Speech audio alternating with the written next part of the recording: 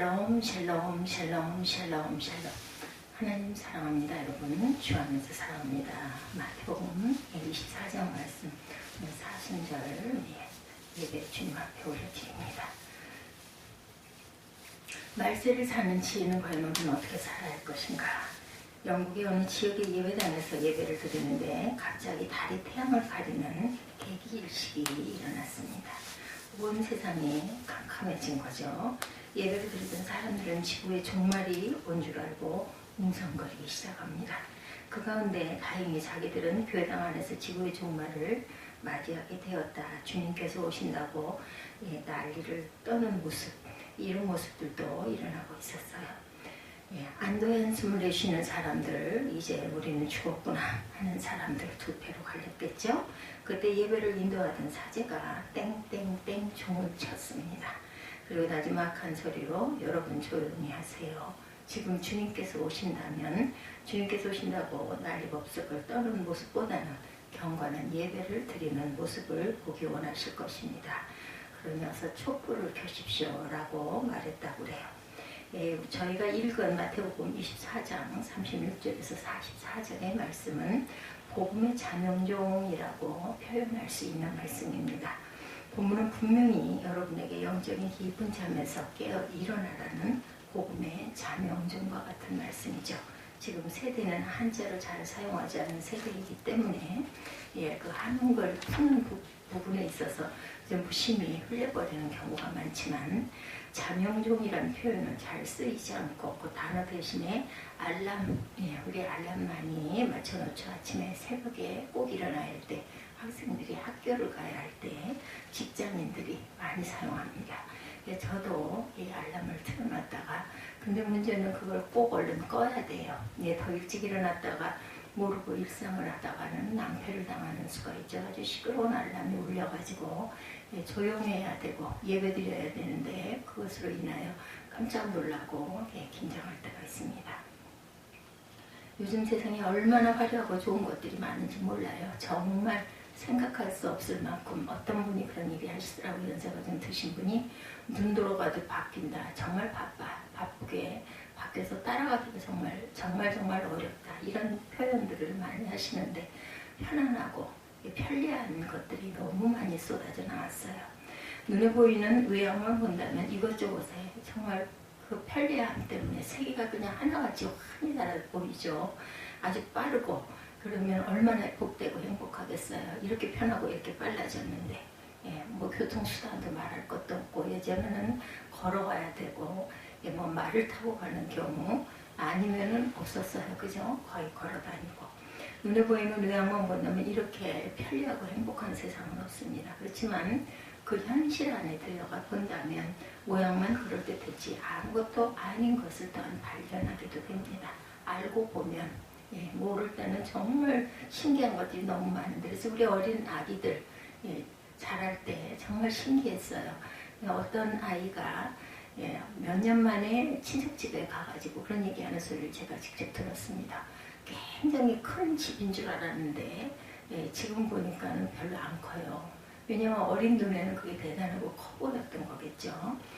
똑같은 집인데 이렇게 모를 때는 대단해 보이고 아주 크게 각인이 되어 있었는데 내가 몸이 자라고 마음이 자라고 눈이 자라고 나니까 그렇게 대단히 컸던 게 별로 그냥 보통스러운 그런 모습이 될 수 있다는 거죠. 스쿠버 다이빙을 하는 사람의 이야기를 들은 적이 있는데 바닷속에 있는 해초를 바닷물 속에서 볼 때는 얼마나 멋있고 아름다운지 그래서 그 아름다운 모습을 보게 되면 바닷속으로 들어간다는 것이 두렵지가 않았다고 합니다. 그런데 이상하게 그렇게 아름다운 해초를 물 밖으로 건져내놓고 보면 참으로 그 모양이 보잘것없는 것이었더라. 똑같은 해초죠. 그런데도 어디에 있느냐에 따라서 이렇게 차이가 있습니다. 우리도 이렇게 이런 부분을 느낄 때가 많이 있다라는 거죠. 조개 껍질도 바닷물에 잠겨 있을 때는 정말로 아름답지만 물 밖에 나와서 물기가 마르면 내가 이걸 왜 주워왔지? 이런 생각이 들기도 하죠. 인생 여정도 마찬가지가 아닌가 생각이 됩니다. 어릴 때 보면 그처럼 아름답게 보이고 정말 좋아 보였던 행복의 조건들이 내 가까이에 일상 속에 항상 일어나고 있다 보면은 귀한 것을 잊게 됩니다. 믿는 성도의 구원받는 성도를, 믿는 성도들과 구원받는 성도들을 바라보면 그리 특별할 것이 없어 보이죠. 육안으로 봐서는 뭐 성도인지 아닌지 별 느낌이 안 들 때가 있습니다. 뭐 별 구분이 안 돼요. 믿는 사람이나 안 믿는 사람이나, 그렇죠? 그렇지만 그 삶의 내용을 보면 엄청난 차이가 나죠.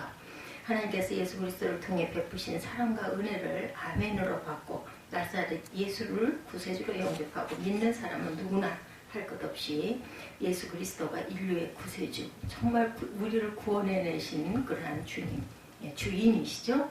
그것을 우리가 얼마나 감사하는지 모릅니다. 사순절 기간 정말 그 경건해야 되고 예수님의 그 눈물, 피와 땀, 그것을 잘 생각하면서 우리도 또한 경건하게 살아야 하지만 저는 나이가 들어갈수록 사순절 기간이 오면 왜 이렇게 감사하고 눈물 나게 감사한 마음이 새록새록 들고 기쁜 마음이 듭니다. 이렇게 구원받았으니 얼마나 감사한가. 예수님의 그 흘리신 보혈의 피와 땀과 눈물 너무나 귀하다, 이런 생각이 들어서 더 기뻐하고 더 감사하고 더 진실되게 더 조금 더 허비하지 말고 열심히 느끼면서 살아야 되겠다. 이 기쁨, 이 감사를 주변에 어떻게 하면 전할 수 있을까, 이런 생각을 많이 하게 됩니다. 그리스도인은 예수께서 감당하신 대속의 은혜를 덧입고 하나님의 심판에서 우리 모두는 건짐을 받게 되죠. 하나님의 공의로운 심판에서 빼냄을 받고 거룩하신 하나님께 의롭다 인정받은 저와 여러분들은 얼마나 대단한 특권을 받으셨는지 정말 생각할수록 대단하고 놀라운 일입니다. 그리고 정말 다행스러운 일이고 감사한 일이죠. 그리고 하나님의 거룩한 자녀가 되는 양자됨의 은혜를 받은 존재, 우리는 모두 다 부모가 한 분이세요. 예수 그리스도, 하나님 아버지, 그러시죠. 성부, 성자, 성령, 하나님, 한 분 하나님이십니다. 뿐만 아니라 모든 그리스도 예수에 속한 사람들은 주님께서 다시 오실 때까지 깨어 일하라고 부름받은 그러한 저와 여러분들이시죠. 나에 대한 정체성, 나는 누구인가를 말할 때 모든 그리스도인들은 고백하기를 나는 나사렛 예수 그리스도를 통하여 받은 대속과 구원의 은혜 때문에 하나님의 저주와 심판에서 빼냄을 받고 하나님의 자녀로 택함을 입고 하나님의 교회를 세워가는 일꾼으로 부름을 받은 사람입니다 라고 말하게 된다는 거죠. 이제부터는 사람의 겉모습, 그것이 중요한 것이 아니에요. 그죠? 무조건 사람을 우리가 그런 사람들 보고 별 볼 일 없는 사람, 시시한 사람이다, 이렇게 절대로 생각해서는 안 되겠습니다. 본문에서 예수께서 제자들에게 말씀하시기를 이제 너희의 구원이 처음 믿을 때보다 가까워졌기 때문에 너희에게 속한 사람이라면 마땅히 깨어 있어야 한다 라고 말합니다. 그래서 오늘은 본문을 중심으로 해서 다시 오실 예수 그리스도를 기다리는 사람이 사는 방법에 대해서 함께 말씀을 나누어 보겠습니다. 예수 그리스도께서 여러분에게 주신 교훈의 중심은 깨어 있으라는 것이죠. 36, 7절에 보면 마태는 주님의 말씀을 기록하기를 그러나 그날과 그때는 아무도 모른다. 하나님의 천사도 모르고 아들도 모르고 오직 아버지만 아신다, 이렇게 말합니다. 36, 7절부터 한번 보죠. 그날과 그때는 아무도 모르나니 하늘의 천사들도 아들도 모르고 오직 아버지만 아시느니라. 노아의 때와 같이 인자의 임함도 그러하리라. 언제 어떻게 임하실는지 아무도 모른다. 홍수전에 노아가 방주에 들어가던 날까지 사람들이 먹고 마시고 장가가고 시집가고 있으면서 홍수가 나서 그들을 다 멸하기까지 깨닫지 못하였으니 인자의 임함도 이와 같으리라. 그때 두 사람이 밭에 있으면 한 사람은 데려가고 한 사람은 버려둠을 당할 것이요. 두 여자가 맷돌질을 하고 있으며 한 사람은 데려가고 한 사람은 버려둠을 당할 것이요. 그러므로 깨어있으라. 어느 날 너희 주가 임하는지 너희가 알지 못하니라. 시와 때는 우리가 알지 못합니다. 너희도 아는 바니 만일 집주인이 도둑이 어느 시간에 올 줄 알았더라면 깨어있어 그 집을 뚫지 못하게 하였으리라. 방비했을 것이라는 거죠. 이러므로 너희도 준비하고 있으라. 생각하지 않을 때 인자가 오리라. 충성되고 지혜 있는 종이 되어 주인에게 그 집 사람들을 맡아 때를 따라 양식을 나눠줄 자가 누구냐. 주인이 올 때 그 종이 이렇게 하는 것을 보면 그 그 종이 복이 있으리라. 내가 진실로 너에게 이르노니 주인이 그의 모든 소유를 그에게 맡기리라. 만일 그 악한 종이 마음에 생각하기를 주인이 더디우리라 하여 동료들을 때리며 술친구들과 더불어 먹고 마시게 되면 생각하지 않는 날 알지 못하는 시간에 그 종의 주인이 이르러 어미 때리고 의식하는 자가 받은 벌을 처하리니 거기서 슬피 울며 이를 갈리라. 이렇게 오늘 본문 내용 전체가 이런 내용입니다. 36절에서 51절까지 마태복음 24장 말씀이죠. 예수님의 이 말씀은 하나님의 절대 주권을 가리키는 말씀입니다. 지구의 종말과 인간의 죽음은 오직 창조주만이 아시는 비밀이다. 그렇지만 저와 여러분은 사실 종말을 아느냐 모르느냐 이런 게 중요하지 않습니다. 여기서 살아계신 하나님과 나와의 관계가 어떠하냐가 더 중요한 점이죠. 사회가 부패하고 병이 들고 어려울수록 시한부 종말론이라는 것이 활개를 칩니다. 그리고 시한부 종말론자들이 많은 어리석은 사람들을 미혹하죠. 자신도 실은 분명하게 알지 못하면서 불확실한 것들을 가지고 어리석은 사람과 이기적인 사람을 불안하게 만듭니다. 그러면서 아무런 대책도 없이 어리석은 사람에게 생업도 포기하고 가정도 포기하고 교회로 들어와서 종말을 맞이할 준비를 해야 한다라고 미혹합니다. 그런 믿음 안에 온전히 서지 못한 사람은 당장이라도 지옥에 떨어질 것 같아서 불안해하고 두려워서 어쩔 줄 모르는 모습을 우리가 보죠. 여기서 문제는 영적으로 준비가 되어 있지 않으면 거짓말에 쉽게 넘어간다라는 거죠. 따라서 거짓말에 속지 않으려면 늘상 속사람은 진리 안에 깨어 있어야 되겠다. 우리가 어떤 사건, 어떤 중요한 일이 있으면 어때요? 그렇게 잠이 막 오고 자려고 하고 이러지 않죠? 정신을 차리고 준비를 하고 단정하게 차려입고 그 시간을 보면서 기다리게 됩니다. 이렇게 우리는 깨어 있어야 되겠다. 그리고 속사람들 깨어 있으려면 길이요 진리요 생명이신 예수 그리스도와 교제하는 바른 기도 생활을 쉬지 말아야 되겠다. 그리고 주님께서 머리가 된 교회는 주님의 재림을 갈망하면서 마음과 생각이 항상 건강해야 하죠. 어떤 사람의 믿음이 좋은지 나쁜지는 삶이 평안할 때에는 잘 드러나지 않습니다. 그렇지만 진정한 믿음은 삶이 어려울 때, 위기가 찾아왔을 때 그 본색이 드러납니다. 역사에 얻은 사탄의 장막이 드리워지고 생명과 진리에 대하여 환난과 핍박이 찾아왔을 때 진정한 믿음의 진리가 나타납니다. 환난 때가 되면 형식적인 성도들은 넘어지고 믿음을 버리게 되죠. 성도라고 할 수가 없어요. 교회 다니는 교인이라고 하는 게 맞겠죠. 우리나라도 일제시대나 유교 동란을 거치면서 교회와 성도들이 순교의 피를 흘리는 자리로 내몰렸을 때가 있었습니다. 그렇지만 진정으로 예수에 속한 사람은 오직 바른 믿음을 지키기 위해서 순교하는 것을 두려워하지 않았어요. 여기서 분명한 것은 순교하는 믿음은 어느 날 갑자기 생긴 것이 아니라는 것을 우리가 알아야 합니다. 매일 매 순간마다 사람의 눈에 보이는 하나님이신 예수 그리스도와 인격적인 교제를 하는 과정을 통해서 믿음이 자라고 성숙한 신앙 인격을 이룰 수가 있는 것이죠. 이런 거룩한 영적 교제를 통해서 말로는 꼭 집어서 설명을 못해도 바르고 굳센 믿음이 생겨나고 성숙해지는 것입니다. 그렇게 되는 이유는 한 가지 성령께서 바른 믿음을 가지고 살아가도록 도와주시기 때문이죠. 그리고 바른 믿음을 가진 성도는 성령님의 도와주심 때문에 보기에는 연약한 것 같고 모자르는 것 같아 보여도 예수 때문에 당하는 모진 환난을 견뎌내고 풍성한 성령의 열매를 맺으면서 그리스도 예수 안에서 승리의 생활을 감당하게 되죠. 누구든지 나사렛 예수를 살아계신 하나님의 아들로 사람의 눈에 보이는 하나님으로 영접하고 예수를 자기의 구세주로 인류의 그리스도라고 믿고 입으로 신하면 거룩한 하나님의 자녀가 되고 오직 믿음으로만 구원을 받는 사람이 되죠. 나사렛 예수 그리스도로 말미암아 영생을 얻게 된 것이 최근에 믿음 생활을 시작해서 되었든 아니면은 엄마 뱃속에서부터 모태신앙이라고 하죠. 인해서 되었던 분명한 것은 점점 저와 여러분에게 주어진 시간이 줄어들고 있다라는 점입니다. 그래서 어떤 시인은 노래하기를 세월이 날아간다 이렇게 노래했죠. 지금도 저와 여러분이 주님을 구주로 믿고 섬길 수 있는 시간이 날마다 짧아지고 있다라는 것을 분명히 인지를 해야 합니다. 그러면 모든 성도들은 영적인 잠에서 깨어나 바울 사도처럼 사나주구나. 오직 그리스도 예수를 위해서 살아야 하겠죠.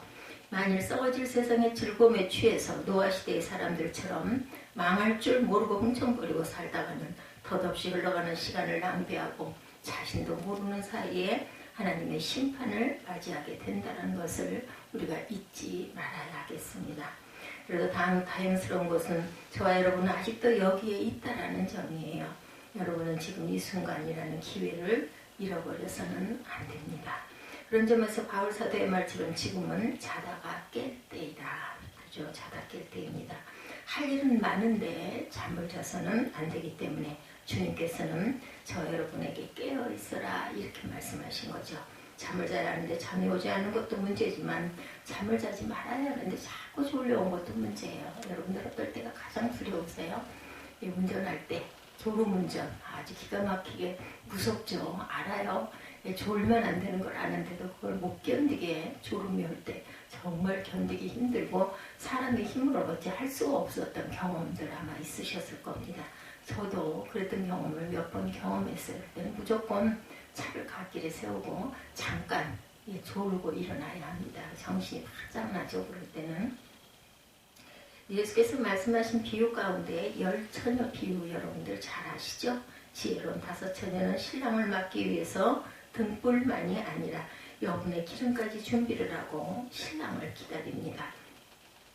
반면에 어리석은 5처녀는 등잔만 준비해가지고 신랑을 맞으러 갔다가 신랑이 예상된 시간보다 늦게 도착하자 슬기로운 5처녀는 여분의 기름으로 등불을 밝히고 신랑을 맞았지만 등잔에 기름이 다한 처녀들은 신랑을 맞이하지 못하죠. 기름을 가서 얻어가지고 사가지고 왔더니 이미 문은 닫혔더라 이렇게 말씀하고 있습니다. 항상 준비하고 깨어있는 사람은 다시 오실 주님을 맞이할 수가 있다는 것. 하지만 신랑을 맞이할 준비를 하지 못한 사람은 다시 오신 주님을 영접하지 못한다는 점을 우리가 늘 기억하는, 늘 깨어서 긴장하는 저와 여러분 되시기 바랍니다. 주님은 여러분의 모두가 5처녀와 같은 삶이 아니라 슬기로운, 미려운 처녀가 아닌 슬기로운 5처녀들의 삶을 살기 원하신다는 점을 잊지 마십시다. 주님은 여러분 주변에 깨어서 일하는 수많은 원수가 있기 때문에 성도는 항상 깨어 있어야 한다라고 말씀하죠. 사단은 지금도 우는 사자처럼 두루 삼킬 것을 찾고 있다라는 것. 배부른 사자는 울지 않습니다. 배부른 사자는 어슬렁거리며 산보하지 사냥감을 쫓지 않아요. 우는 사자는 배고픈 사자죠. 우는 사자처럼 먹을 것을 두루 찾나니 이렇게 말씀하죠. 먹잇감을 발견하면 달려들어 물고 절대로 놓지 않습니다. 사단은 성도가 잠을 잘 때 밭에 가라지를 뿌립니다. 지금도 많은 성도가 마치 겟세마네 동산에서 잠자던 제자들처럼 영적으로 깊은 잠에 떨어져 있습니다. 예수님께서 십자가를 앞두고 심각하게 기도하면서 제자들과 함께 기도할 것을 요청하셨지만 베드로와 야고보와 요한은 예수와 함께 마지막 순간을 깨어 기도하지 못했어요. 함께 기도하는 대신에 제자들은 잠을 이기지 못하고 졸았습니다. 그래서 인간이란 진흙으로 빚어진 연약한 존재다 이렇게 얘기하죠.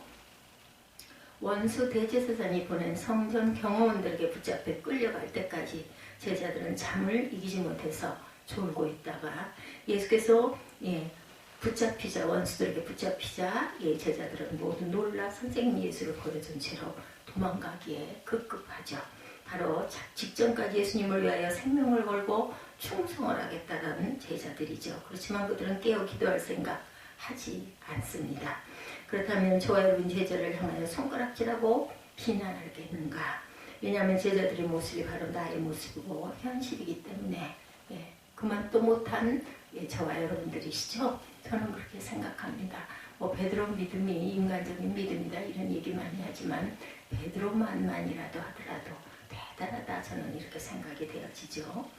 여러분이 향하여 주님은 지금도 깨어있어 기도하라 말씀하십니다. 이 순간도 이제부터 늘상 예수 그리스도 안에서 깨어있고자 정성을 다하는 저와 여러분이 되시기를 주님의 이름으로 축복합니다. 다음으로 예수께서는 제자들에게 시대가 악하다 말씀하시죠. 본문 38구절에 마태는 예수님의 말씀을 기록하기를 홍수 이전 시대의 노아가 방주에 들어가는 날까지 사람들은 먹고 마시며 장가가고 시집가며 지냈다라고 하시죠. 홍수가 나서 그들은 모두 휩쓸어 가기까지 그들은 아무것도 알지 못했어요. 인자가 올 때도 그러할 것이라고 말씀하시죠. 여러분에게 주어진 시간은 한정되어 있어요. 저에게 주어진 시간도 한정되어 있습니다. 우리 모두에게 주어진 시간은 한정이 되어 있죠. 각자는 달라요. 어떤 시간일지 똑같지 않습니다. 물론 같은 시각에 같이 돌아가는 그런 사람들도 있지만 대개는 다 각각입니다. 그리고 언제 어디서 나와 같이 돌아가는 사람이 있는지 우리는 알지 못해요. 우리는 시야 안에 없기 때문에 모든 인간에게는 하루 24시간밖에 주어지지 않았어요. 똑같이 주어졌습니다. 잘난 사람이나 못난 사람이나 부자든 가난하든 훌륭한 사람이나 유능하지 못한 사람이나 모두 다 똑같습니다. 유식하든 무식하든 모든 사람에게는 하루에 24시간밖에 없습니다. 게다가 이 시간이 얼마나 빠르게 흘러가는지 나이가 들수록 정비례한다고 그러죠. 뭐 같다고 그래요? 살같이 지나간다 이렇게 말합니다.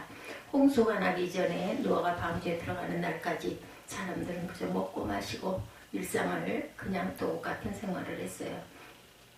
세상 즐거움을 누리는 데 신경들을 썼습니다. 시집가고 장가하고 잔치하고 희락하고 그렇죠. 예수께서 말씀하시기를 홍수가 나서 그들을 모두 쓸어가기까지 그들은 아무것도 알지 못하였다 말씀하죠. 인자가 올 때에도 그러할 것이다 라고 말씀합니다. 먹고 마시고 장가가고 시집가는 것은 죄가 아니에요. 그렇지만 사람으로 태어나서 본능에만 얽매여 사는 것이 문제라는 것이죠. 본능에만 묶여서 사는 것은 마치 개나 짐승이나 똑같다라는 거예요. 그런 모습이고 먹고 마시고 장가고 시집가는 것은 하나님께서 정해주신 아주 축복할 만한 자연 법칙입니다. 그렇지만 그 중심에 하나님이 계시지 않을 때 죄가 된다라는 거죠. 그것이 다라고 생각하는 그런 마음이 문제입니다. 하나님의 영광이 드러나지 않고 인간적인 자랑이 나타날 때 그것이 바로 죄가 된다. 인간적인 욕심이 똘똘 뭉쳐 자기밖에 모르는 이기적인 존재가 될 때 죄가 된다는 것이죠. 먹고 마시는 것은 일상의 삶입니다. 그런데 일상의 평범한 삶 가운데 저와 여러분은 주님의 임재를 체험합니다. 장가고 시집가는 것은 특별한 일이에요. 귀한 일입니다. 그렇죠? 일생일 때 아주 중요한 일이기도 합니다. 모든 일 가운데 하나님이 여기에 나와 함께 하신다는 믿음과 감각이 있어야 한다는 것입니다. 그것을 살아있는 믿음이다. 깨어있는 믿음이다. 이렇게 말하죠. 성경을 보면 소돔과 고모라에 하나님의 심판이 임하기 직전에 하나님의 사자로부터 멸망의 소식을 들은 롯이 딸과 사위들에게 이 사실을 전했지만 사위들은 자민이 준비해 놓은 이야기를 농담으로 여기죠.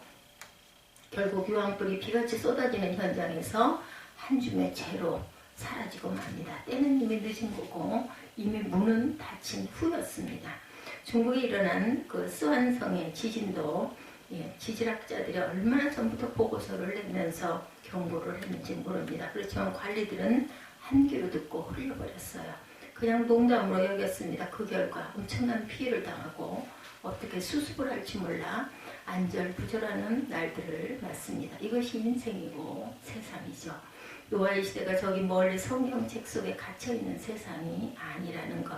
오늘 저와 여러분이 살아가고 있는 이 현실이 노아 시대보다 더 악한 세상입니다. 더 악하면 악해지 못하지 않다는 사실을 우리가 절대로 잊지 말아야 되겠다. 문제는 악한 세상의 문제가 아니라 내가 깨어있느냐 이것이 문제죠. 깨어있는 믿음인지 잠자거나 졸고 있는 믿음인지를 늘 점검하면서 항상 악한 시대에 대하여 준비된 삶을 살고자 노력하는 저와 여러분이 되시기 바랍니다. 다음으로 말세에는 분명한 구분이 있고 심판이 있다는 것이죠. 마태는 본문 41절에 예수님의 말씀을 기록하기를 그때의 두 사람이 밭에 있을 터이나 하나는 데려가고 하나는 버려둘 것이다. 다음으로 말세는 분명한 구분이 있고 심판이 있어요. 버려두고 데려가고 다르다는 거죠. 두 여자가 똑같이 맷돌을 갈고 있을 터이나 하나는 데려가고 하나는 버려둠을 당할 것이다.